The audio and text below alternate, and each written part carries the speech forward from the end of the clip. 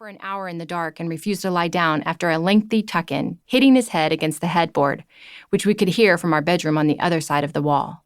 My insomnia reached an all-time high as I whispered chronic prayers for rescue and peace. Later that fall, on a family trip from Florida, Cade refused to get out of the rental car at the airport. Concerned we might miss our flight home, I ran around the parking garage in search of a wheelchair, finally finding one 3 parking sections away.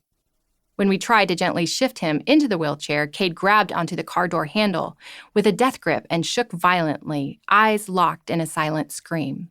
He wouldn't budge, and if we didn't leave soon, we wouldn't make it home. We reluctantly left Gabe and Cade behind and scrambled towards security, hoping to make it to our flight before they closed the gate. On our way toward the concourse, we all cried and argued, living out a real-time trauma. One child declared, "I hate Cade," while the other admonished, "You don't mean that." In that moment, I knew our reality had shifted. Years of patience and restrained anger bubbled over, ruined by yet another uncontrollable circumstance. Fortunately, Cade relented, and while he and Gabe barely made the evening flight, the damage was done. Our family would recover, but we would never be the same. After we arrived home, we went through months of behavioral therapy and family counseling. We made multiple attempts to schedule an MRI for Cade, hoping to discover whether something had changed neurologically. Every doctor refused the exploratory procedure because Cade would have to be put under to lie still. Because he has Down syndrome, his airways are smaller than those of most typical kids his age, which creates a risk for asphyxiation under anesthesia. In addition, because Cade is nonverbal, he would have limited ability to alert us if anything went wrong. Each of these doctors refused to put him under for an exploratory procedure, telling us they'd only sedate Cade if it was completely necessary. It was a dark season, and I never wrote about it online or spoke about it in public. I hid everything to protect Cade, but inside, I was spiraling in grief. In many ways, I identified with Cade. As he spiraled, I spiraled. Desperate to understand what he could not explain. Desperate to comfort his fears and anxieties, even as he was pushing me away.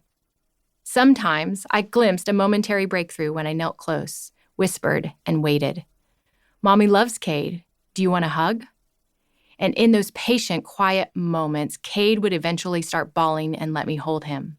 I caught a glimpse of his nonverbal agony, deeper than his defiant exterior. When he wept, I saw him fully. I also saw the rest of us fully, breaking under the weight of change and loss, struggling with our limits to help him. Cade gifted us with honesty, no filter by which to pretend. We were losing our son, and this was the kind of loss I'd never experienced. It was one thing to get a Down syndrome diagnosis at birth and experience the ambiguity that comes with an unknown childhood. Would Cade be able to talk, run, read, fall in love? After months of surrender in the first year of life, we rallied and learned to live into a new normal, even though it was far different from anything we were prepared for. 2 decades later, this was a second loss. To know that Cade's engaging smile was fading, the one I'd grown to love and rarely saw anymore, felt too great to bear. It was a loss so gradual and extended I almost couldn't perceive it. Over time, it became the grief of 1,000 tiny cuts. Every interaction, every day, every eggshell we danced on to keep going. One afternoon, I went for a walk in the woods. Cade had had another outburst days before, and the stress of that one, along with all the other outbursts, weighed heavily on our marriage. Gabe and I argued constantly about how to best parent him, nerves frayed and on edge. Our teenagers were exhausted and began to avoid any attempt to spend time together as a family. We tried our best to shield Joy, our youngest daughter we had adopted 2 years prior at the age of 5, who also has Down syndrome, but she saw enough to know that Cade was sad. I walked in silence in those woods, listening to the sound of crunching leaves underfoot, tears streaming down my cheeks.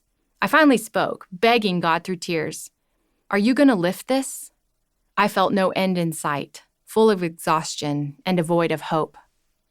Within moments, I heard in my spirit, "Not yet. But I'll be here for as many wailing walks as you need." This wasn't the answer I wanted. In my plan, God was supposed to bring rescue and relief. Wasn't he the one who makes our burden light?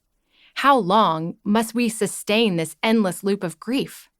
We were 18 months into a new reality since the cookies and the broken glass, and I was languishing.